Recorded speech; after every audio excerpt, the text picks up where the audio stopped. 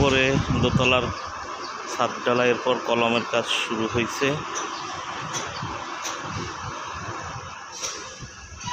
কলম 1 2 3 4 5 6 6টা কলমের ঢালাই আজকে দেওয়া হলো। 6টা 7টা 8টা।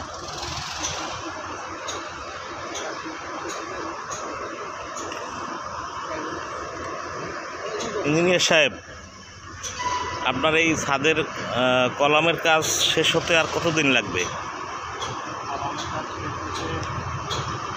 5 থেকে 6 দিন মতো লাগবে।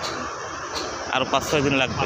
আজকে দিলাম আমরা 6টা, আর আমরা আবার শনিবারে আবার দেব।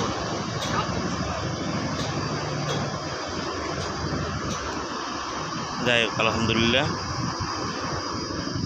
আশা করি ঈদের আগে সময় লাগিয়ে আর কি শাটারিংটা খুলি সবসময়, তাদের মান ঠিকঠাক আছে।